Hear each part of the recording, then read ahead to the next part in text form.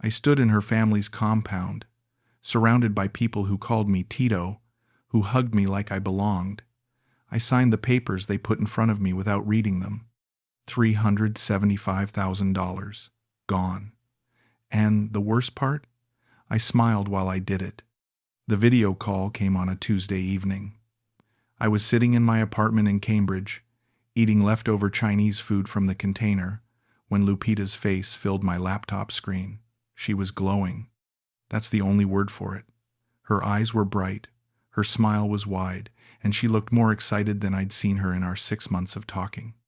"Norbert, I have something to ask you," she said, and I could hear the anticipation in her voice. "What is it?" I asked, setting down my fork. "My family wants to meet you. They want you to come to Iloilo, to our family compound." She paused, watching my reaction. "They want to meet the American who makes their daughter so happy." I felt something catch in my throat. In 6 months of video calls, 3 trips to Manila where we'd met in hotels and restaurants, she'd never invited me to meet her family. I'd started to wonder if I was just a secret she kept. But this was different. "You're serious?" I asked. "Very serious. My mother has been asking about you. My brothers want to meet you. Everyone does." She leaned closer to the camera. "I told them how kind you are, how smart, how you treat me with respect. They want to welcome you properly. I should have asked more questions.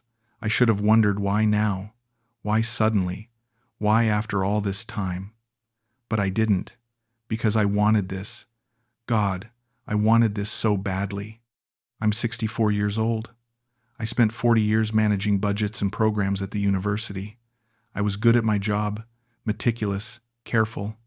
But my marriage fell apart 15 years ago. My ex-wife remarried. My sister in Worcester stopped returning my calls after an argument I can't even remember. I had colleagues, not friends. I had a pension, not a family. And here was Lupita, offering me exactly what I'd been missing. "When?" I asked. "Next month? I can arrange everything. You just need to book your flight." "I'll do it tomorrow," I said. "I'll book it tomorrow." Her smile could have lit up the entire screen. "I can't wait for you to meet them, Norbert. They're going to love you. I know they will." That night, I couldn't sleep. I lay in bed staring at the ceiling, imagining what it would be like, a Filipino family welcoming me, sitting around a table, sharing meals, being part of something. I'd read about Filipino hospitality. I'd watched videos. I'd studied the culture because I wanted to understand Lupita's world, and now I was going to be part of it. The next morning, I booked my ticket. Boston to Manila, Manila to Iloilo. I didn't hesitate. I didn't shop around for prices. I just bought it. Then I started buying gifts. I went to the mall and walked through stores I'd never entered before, picking out things I thought a Filipino family might appreciate.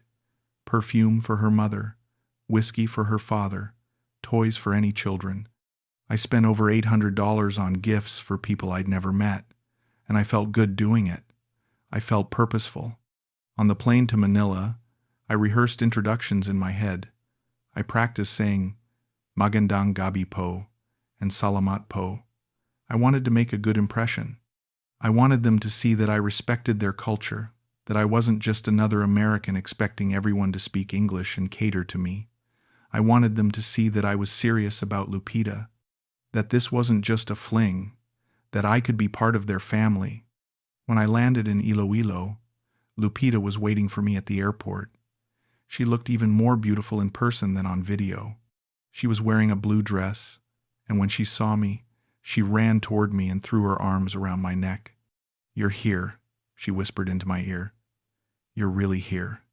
"I'm here," I said, holding her. She pulled back and looked at me, her hands on my shoulders. "Are you ready?" "Ready for what?" "To meet everyone." She grinned. "They're all waiting at the compound. They've been preparing food all day."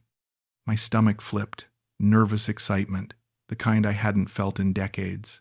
"Let's go," I said. We drove for about 40 minutes outside the city. The roads got narrower, more rural. I saw rice fields and small houses and children playing in yards. It felt like I was entering another world. Then Lupita turned down a long driveway, and I saw it. The compound. It was bigger than I'd expected. Multiple buildings, some connected, some separate. There was an outdoor kitchen area, covered but open to the air. There were plants everywhere, flowers, trees. It looked lived in, loved, real. As soon as we pulled up, people started coming out. A woman in her 60s, wearing a floral dress, walked straight toward me with her arms open. "You must be Norbert," she said in clear English. "Welcome, welcome. I am Remedios, Lupita's mother." She hugged me before I could even respond. A full, warm hug. Not polite, not formal, just genuine. I felt my chest tighten.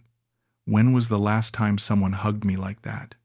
"Thank you for having me," I said, and my voice cracked a little. "Having you? You are family now," she said, patting my cheek. "Come, come. Everyone is waiting." 2 men approached next, both in their 30s, both smiling. "I'm Carlo," the taller one said, shaking my hand firmly. "Lupita's older brother." "And I'm Junjun," the other one said. "The better-looking brother." They both laughed, and I laughed with them. Carlo put his hand on my shoulder. "We heard you're very tall. But man, you're even taller than we thought. You're going to have to watch your head on our doorways." "I'll be careful," I said. "Come, Tito Norbert," a small voice said. I looked down and saw a little girl, maybe 6 years old, holding a flower. "This is for you." I knelt down and took it from her. "Thank you. What's your name?" "Maria," she said shyly. "That's a beautiful name, Maria." More people appeared. Cousins, aunts, uncles. I stopped trying to remember names. There were too many, but everyone was smiling. Everyone was welcoming. Children ran around calling me Tito Norbert, even though they'd just met me. Someone handed me a San Miguel beer.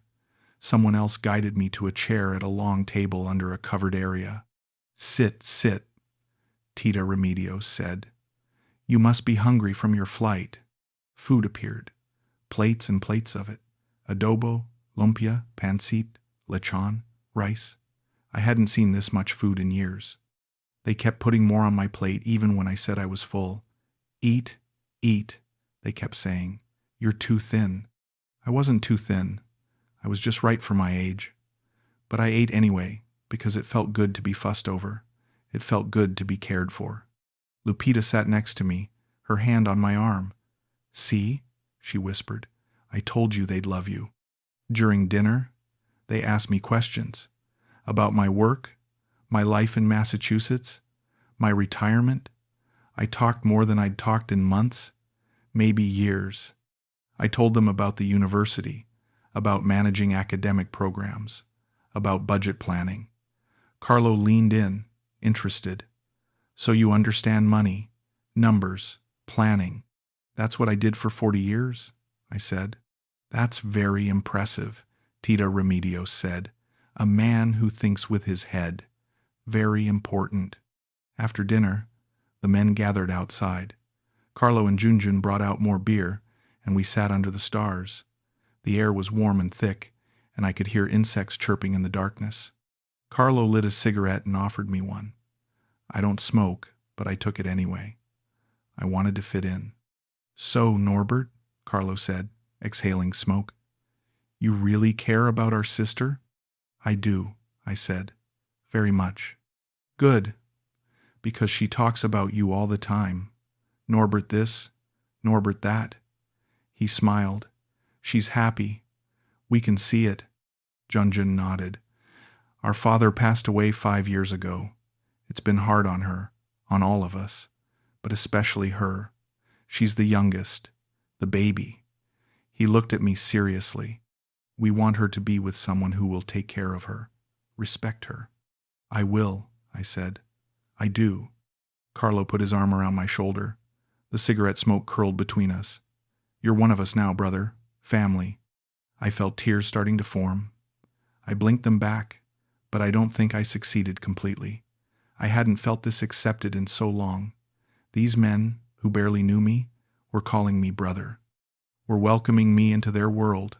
I'd spent decades in administrative meetings, in sterile conference rooms, talking about enrollment numbers and budget allocations. And here I was, sitting under the stars in the Philippines, being told I was family. "Thank you," I said quietly. "That means more than you know." That night, I lay in the guest room they'd prepared for me. It was simple but clean. There was a fan overhead, and I could hear voices outside, people still talking, laughing. Lupita had kissed me goodnight at the door. "Sleep well," she'd said. "Tomorrow we'll show you around Iloilo. My brothers want to take you to their favorite places." I should have felt happy. I did feel happy.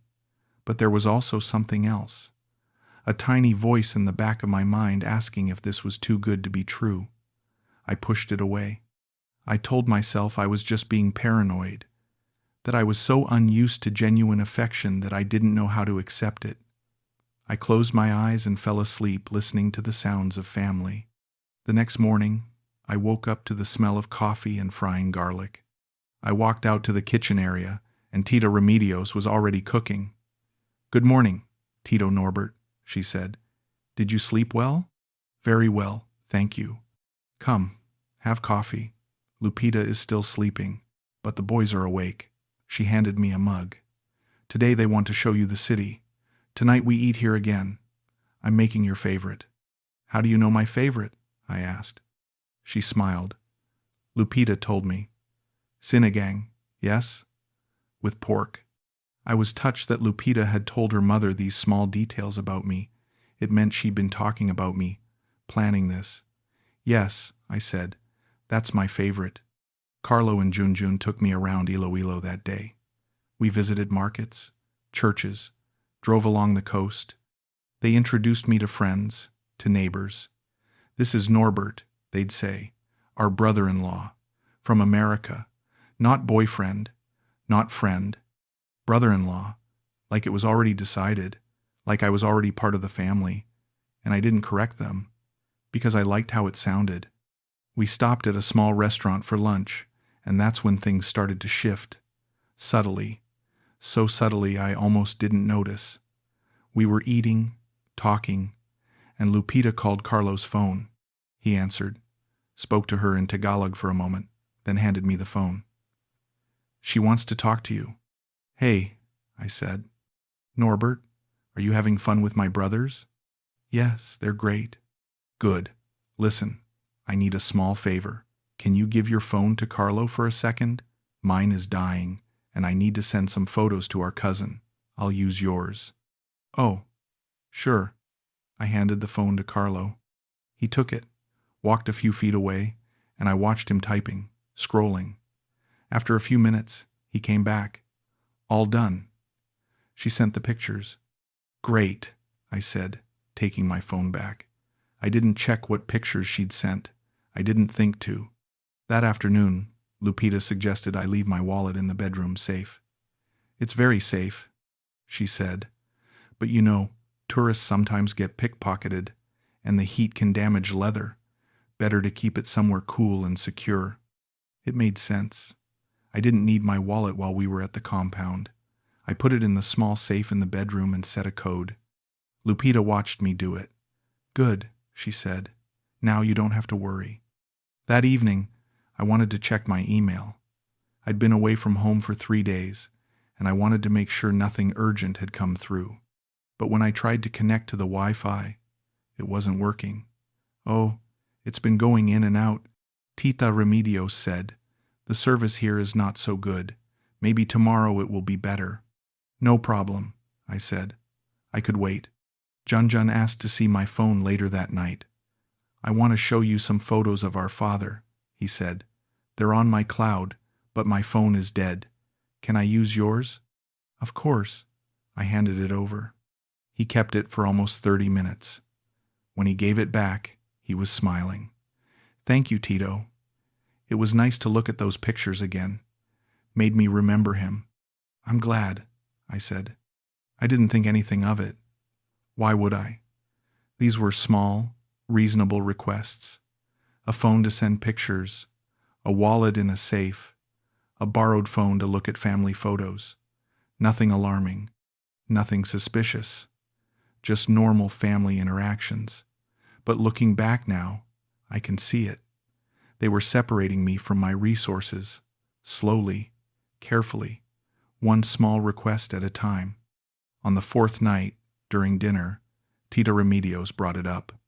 We were eating, drinking, and the conversation had turned to business. Carlo was talking about the local economy, about opportunities in Iloilo. There's so much potential here, he was saying. But not enough investment, not enough people willing to take risks. That's true everywhere, I said. Capital is always the limiting factor. Tito Remedios set down her fork and looked at me. Norbert, can I ask you something? As a man who understands business. Of course. If you saw a good opportunity, a real opportunity, would you invest? Or are you the type of man who only saves? I felt the question settle over the table.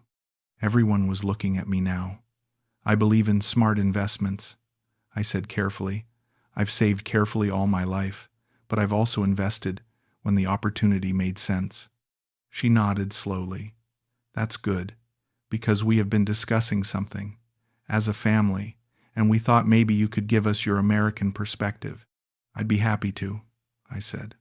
Not now, she said, smiling. Tonight is for eating and enjoying. But tomorrow, maybe we can talk. Just business talk. Nothing serious. Sure, I said. Lupita squeezed my hand under the table. After dinner, when we were alone in the garden, she leaned her head on my shoulder. My family really trusts you, she said softly. They've never talked about business with an outsider before.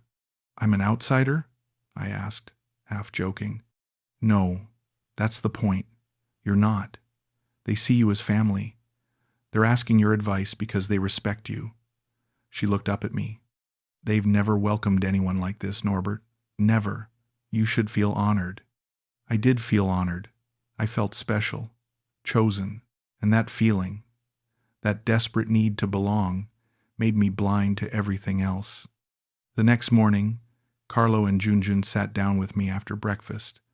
They spread papers across the table. Hand-drawn plans, diagrams, notes. We want to show you something, Carlo said. What is it? A business plan. We've been working on it for 2 years. But we need a partner, someone we trust.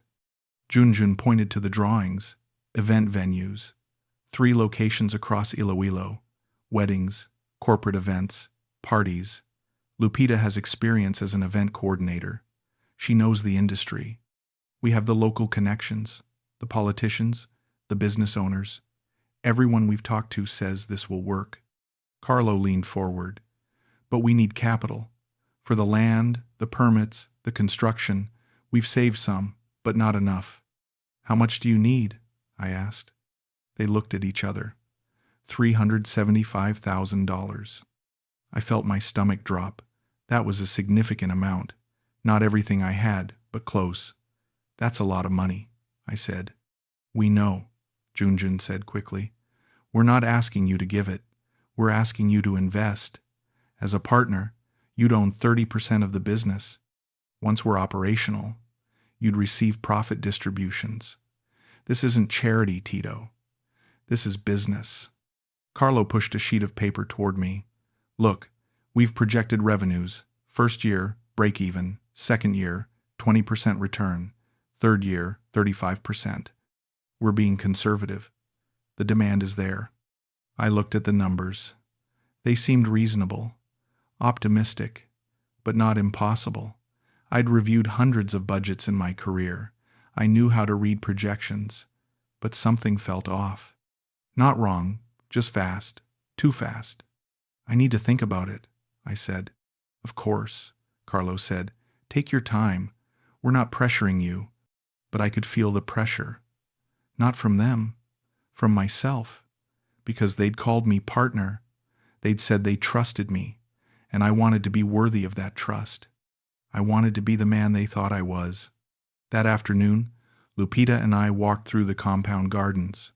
She was quiet, thoughtful. What are you thinking? I asked. About us, she said. About our future. What about it? She stopped walking and turned to face me. Norbert, I need to tell you something. My brothers, they don't ask for help easily. They're proud men. For them to come to you like this, to show you their plan, it means they see you as family. Really see you. I understand that. Do you? She looked up at me, her eyes searching mine. Because I need to know if you see us the same way, if this is real for you, or if I'm just someone you're spending time with while you're here. Lupita, of course this is real. Then prove it, she said softly. Help my family. Help us build something together. Show them that you're not just visiting, that you're staying, that you're committed. I felt the weight of her words. This wasn't just about money. This was about commitment, about proving I was serious, about showing that I could be part of something bigger than myself. And I wanted that. God, I wanted that so badly. Let me think about it tonight, I said. She kissed my cheek. Of course, love. No pressure. We just want you to know that we trust you, and we hope you trust us too. That night, I lay in bed doing the math. $375,000. I had it.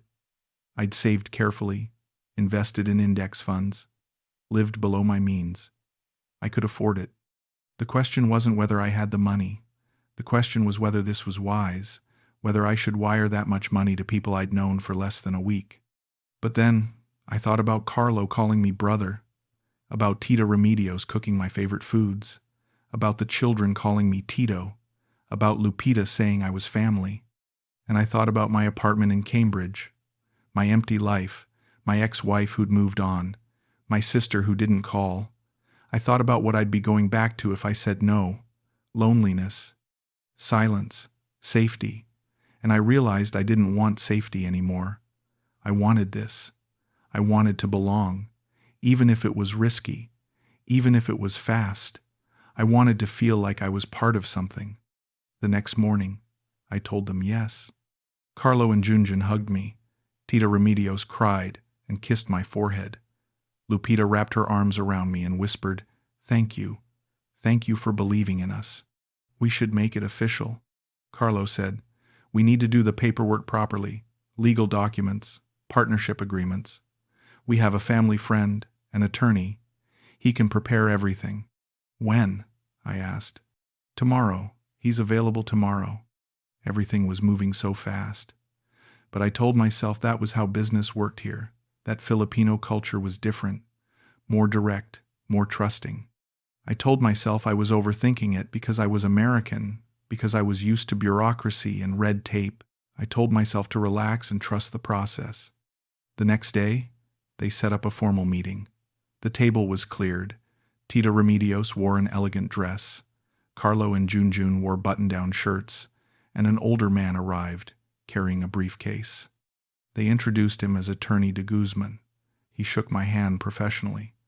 "Congratulations on your partnership," he said. "I understand you're investing in the family business." "That's right." "Excellent. I've prepared all the necessary documents, partnership agreements, transfer authorizations, investment contracts, everything in English, as you requested."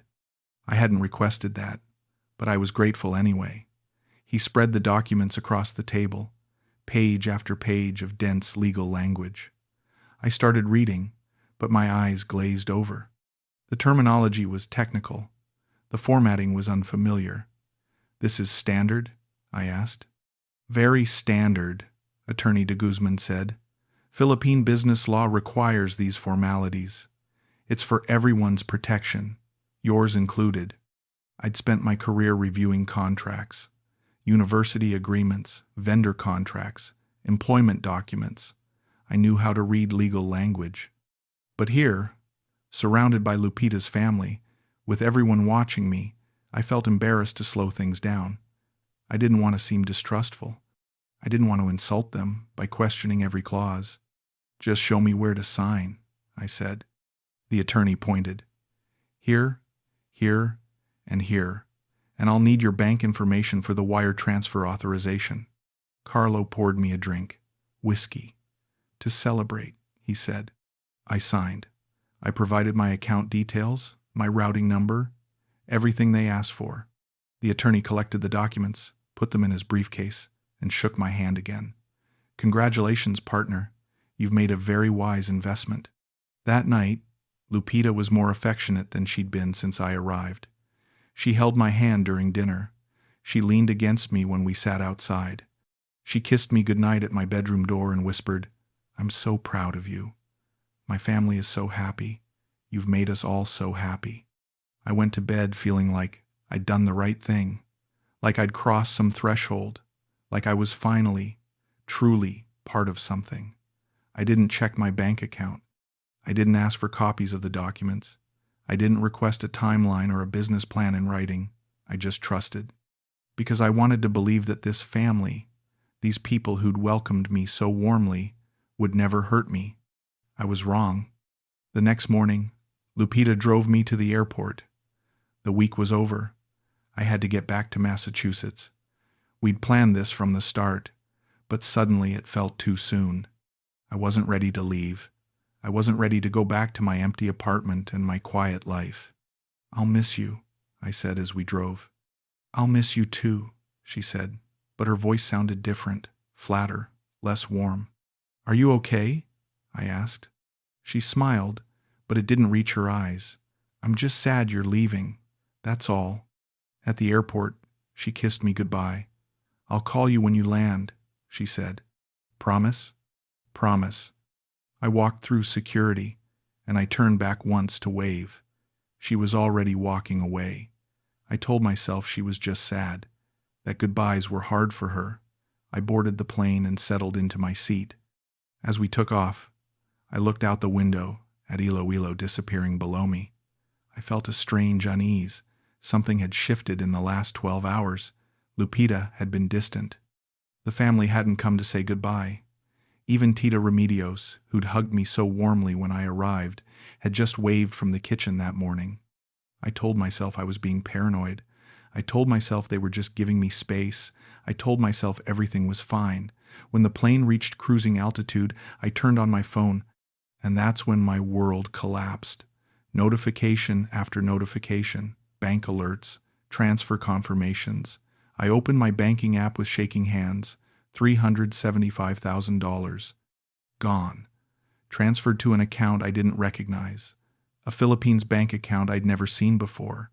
I refreshed the screen. It didn't change. The money was gone. I tried calling Lupita. Straight to voicemail. I tried again. Voicemail. I tried Carlo's number. "The number you have dialed is no longer in service." Junjun's number.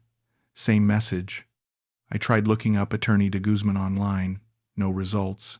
No law office. No website. Nothing. My hands started trembling. My chest felt tight. I couldn't breathe properly. The woman next to me asked if I was okay. I nodded, but I wasn't. I was 30,000 feet above the Pacific Ocean, and I just realized I'd been played, used, robbed, and I'd done it to myself. I'd signed the papers. I'd provided my bank information. I'd authorized the transfer.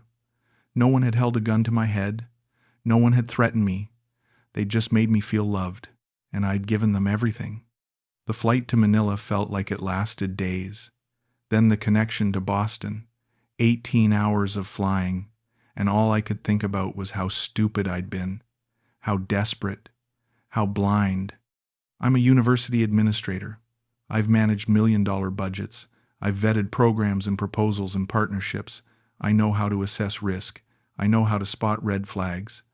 But I'd ignored everything I knew because I wanted to belong, because I wanted to be part of a family, because I was lonely. When I landed in Boston, I went straight home. I didn't eat. I didn't sleep. I just sat at my kitchen table and stared at my bank account on my laptop screen. $375,000. Gone. I tried calling Lupita again. Still voicemail. I tried emailing her. No response. I tried messaging her on the dating app where we'd met. Her profile was deleted. The next morning, I called my bank. They were sympathetic but clear. "The transfer was authorized by you, Mr. French. You signed the documents.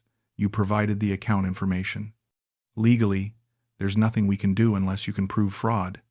"It was fraud," I said. "I was scammed." "Then you need to contact law enforcement." I called the local police. They took a report but told me this was outside their jurisdiction. I needed to contact the FBI. I called the FBI. They told me to file a report with the Internet Crime Complaint Center. I did. I got an automated response saying they'd received my complaint and would investigate. That was it. I hired a lawyer, a guy who specialized in international fraud. He listened to my story and shook his head.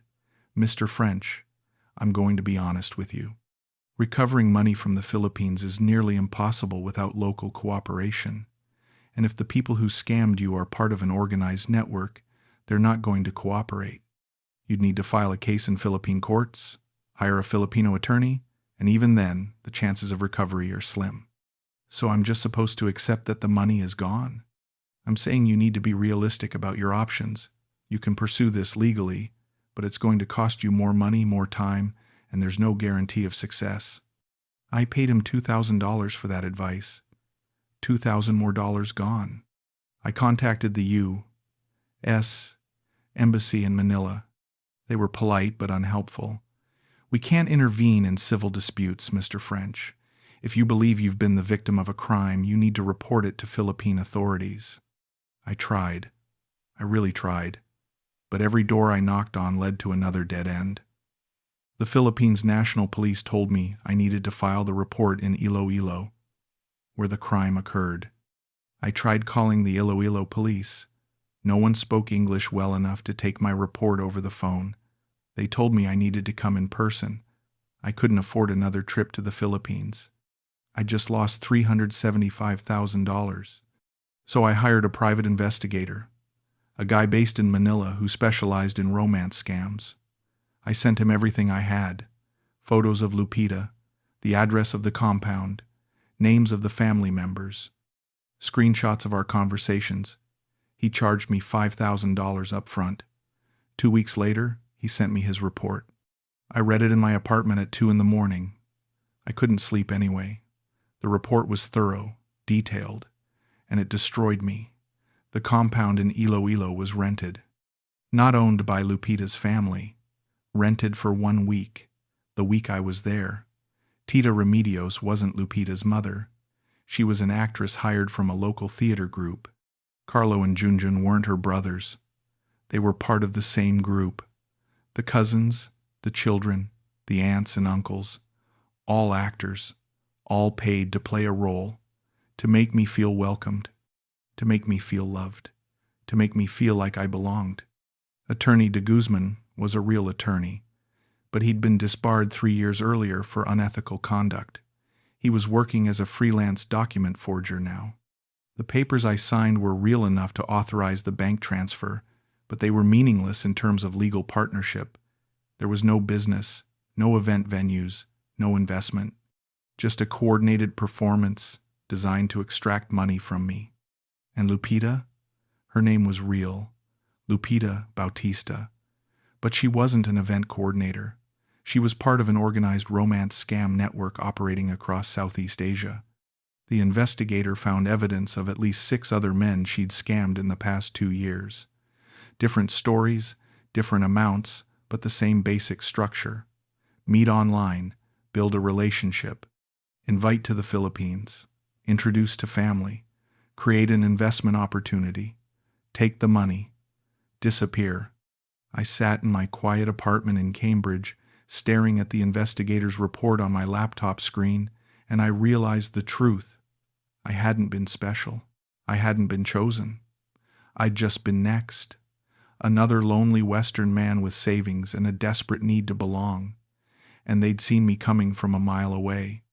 I tried to go back to normal life. I really tried. I still had my pension.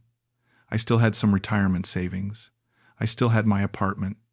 But the $375,000 I'd lost was supposed to be my security, my legacy, my freedom. I'd planned to travel more, maybe buy a small vacation home, maybe help out my niece with her college tuition, try to rebuild that family connection. Now all of that was gone. Friends from the university asked me how my trip was. Fine, I said. It was fine. They asked if I was still seeing that woman from the Philippines. No, I said. That didn't work out. They didn't push. They probably thought we'd just broken up. They had no idea I'd lost more money than some of them made in 5 years.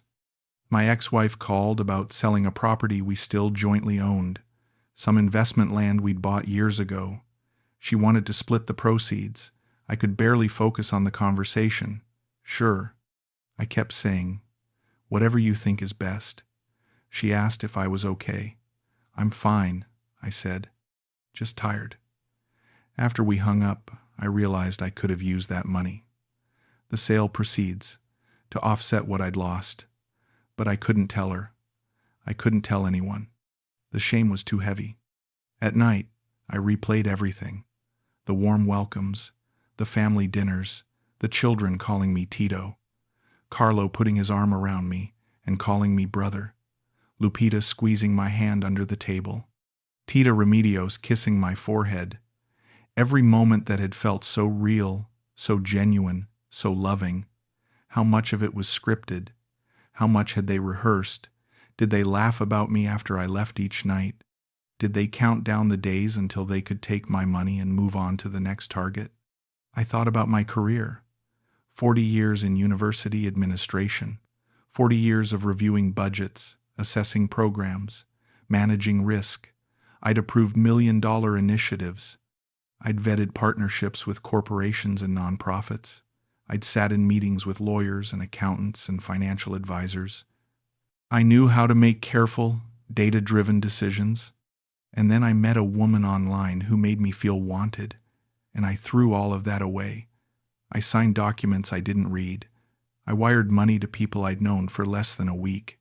I ignored every red flag, every warning sign, every instinct that told me to slow down. Why? Because I was lonely. Because I wanted to belong. Because for 1 week in my life, I felt like I was part of a family, and I would have paid anything to keep that feeling. I did pay $375,000.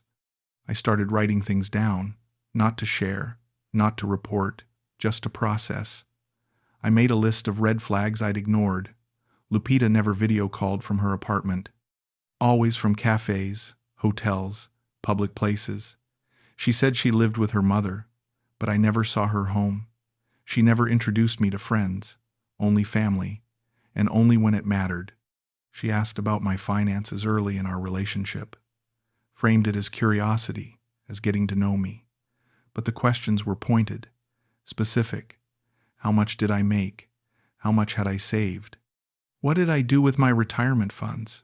She praised my success constantly, called me smart, capable, responsible, inflated my ego so I'd want to live up to her image of me. At the compound, my phone was taken multiple times, always with innocent reasons, to charge it, to send photos, to look at family albums, but each time they had access. They could have installed tracking software, keyloggers. I don't know. I never checked.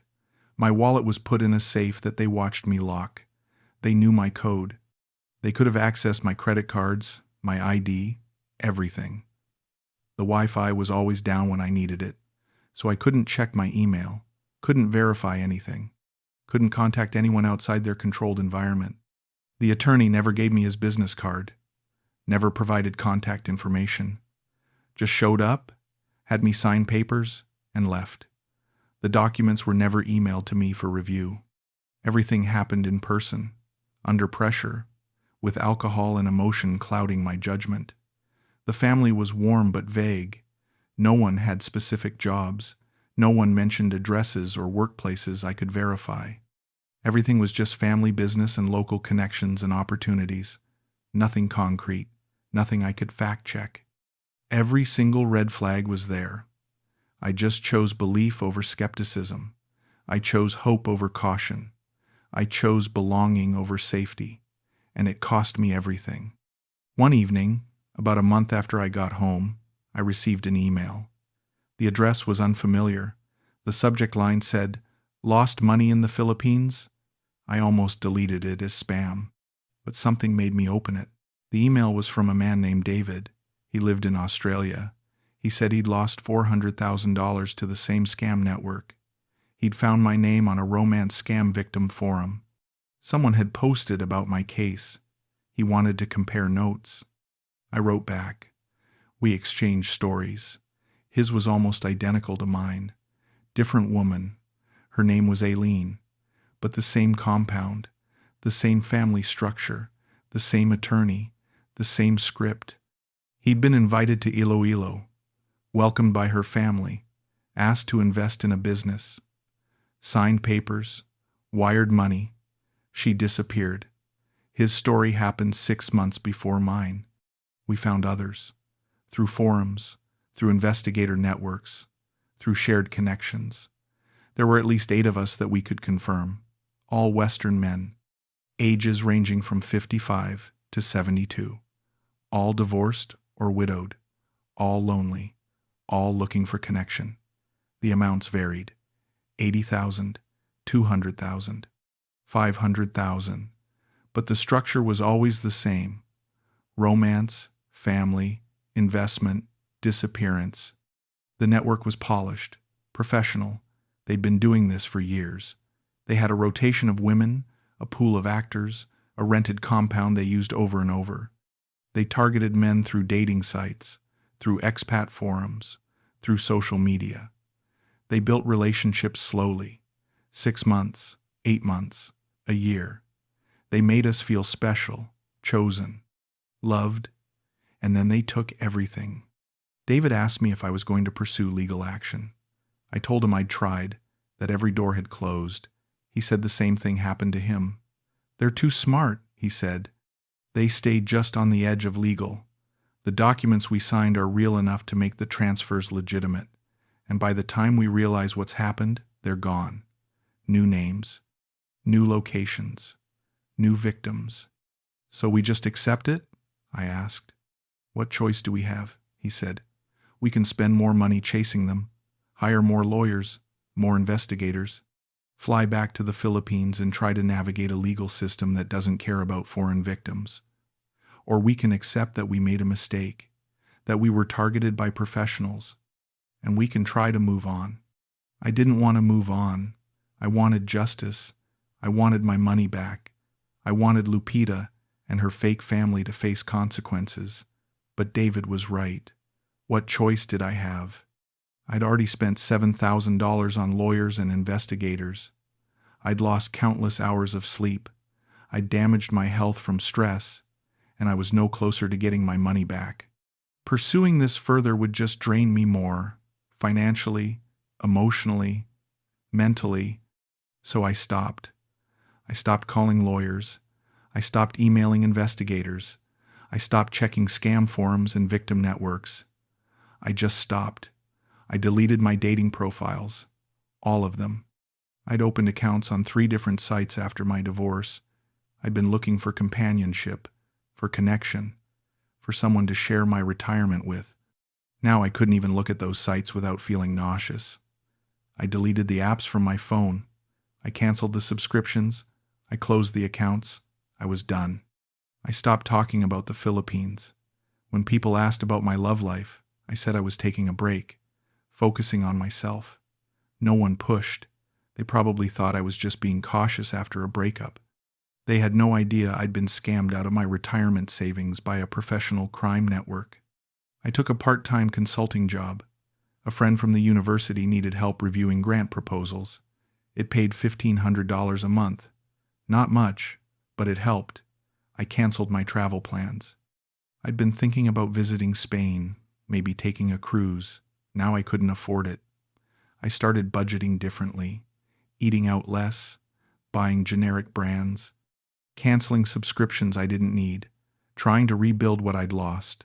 I'd saved carefully for 40 years, and I'd destroyed it in 1 week. But the financial loss wasn't the worst part. The worst part was that I didn't trust myself anymore. I second-guessed everything, every decision, every feeling, every moment of hope. When a neighbor invited me to a community dinner, I wondered what she wanted from me. When a colleague asked about my retirement plans, I wondered why he was asking. When I met someone new and felt a connection, I immediately searched for the angle, the manipulation, the scam. I knew, logically, that I'd been targeted by professionals, that this wasn't about me being stupid, that romance scams are sophisticated, psychological operations designed to exploit human emotions. I'd read the research, I'd talk to other victims, I understood the mechanics, but the shame didn't care about logic. The shame told me I should have known better, that I should have seen it coming, that I was a fool. I thought about therapy. I even looked up therapists who specialized in scam recovery, but I couldn't bring myself to make an appointment. What would I even say? That I'd fallen in love with a woman I'd never met in person and given her family $375,000 after knowing them for a week? That I'd ignored every warning sign because I was desperate to feel like I belonged? It sounded pathetic. I sounded pathetic. So I dealt with it alone. I wrote. I made lists. I analyzed. I tried to understand what had happened and why. Not to get my money back. I knew that wasn't going to happen. But to understand myself. To figure out how I'd let this happen. To make sure it never happened again. 6 months after the scam, I sat in my apartment and opened my laptop. I started writing my story. Not for publication. Not for revenge. Not for recovery. Just for record. I wrote about meeting Lupita online. About our video calls. About flying to Manila. About the invitation to Iloilo. I wrote about the compound. The warm welcomes. The family dinners. Tito Remedios hugging me. Carlo calling me brother, the children calling me Tito. I wrote about the business proposal, the attorney, the documents I signed without reading. I wrote about Lupita driving me to the airport, the quiet goodbye, the plane ride home, the notifications flooding my phone, the moment I realized I'd been scammed. I wrote about the phone calls to banks and lawyers and law enforcement, the dead ends, the helplessness. I wrote about the investigator's report, the actors, the rented compound, the disbarred attorney, the organized network. I wrote about David in Australia and the other victims. I wrote about the red flags I'd ignored, the shame I felt, the way I'd stopped trusting myself. I wrote until my hands ached, until my eyes burned, until I'd put everything on the page. When I was done, I saved the document. I titled it My Mistake. I closed my laptop. I didn't know if I'd ever share it. Probably not. It was too humiliating, too personal, too raw. But writing it had helped. It made the weight a little lighter. It made the shame a little more bearable. I looked out the window at Cambridge in the early winter light. Snow was starting to fall, light, delicate flakes that disappeared as soon as they hit the ground. I watched them for a long time. I thought about what I'd lost.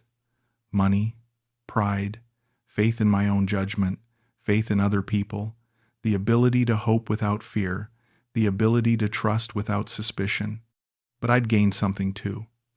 Understanding, not forgiveness. I don't forgive myself, but understanding.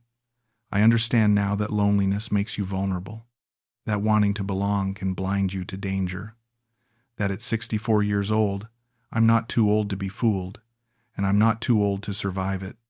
I'm still here. I'm still breathing. I wake up every morning in my apartment in Cambridge. I make coffee. I read the news. I go to my consulting job twice a week. I eat dinner alone. I watch television. I go to bed. I do it again the next day. My life looks the same from the outside, but inside, everything has changed. I don't date anymore. I don't dream about retirement, travel, or buying a vacation home or rebuilding family connections. I don't plan for a future that includes partnership or companionship or love. I just live, day by day, moment by moment, trying to rebuild my savings, trying to make it to the finish line without any more disasters. Sometimes I wonder about Lupita, where she is now, who she's scamming, if she ever thinks about me, if she feels any guilt or shame or regret. Probably not. This is her job. I was just another mark, another transaction, Another $375,000 in her account. She's probably moved on to someone else. Another lonely man in another country. Building another relationship, planning another scam, and he probably thinks he's special too, that she chose him, that he's different from all the others. I hope he figures it out before he signs the papers, before he wires the money, before he loses everything. But he probably won't, because the scam is too good, the performance is too convincing, the need to belong is too strong, and by the time you realize what's happening, it's already too late. I've learned to live with what happened. I don't have a choice. The money is gone. My pride is gone. My trust is gone. But I'm still here, and that has to be enough.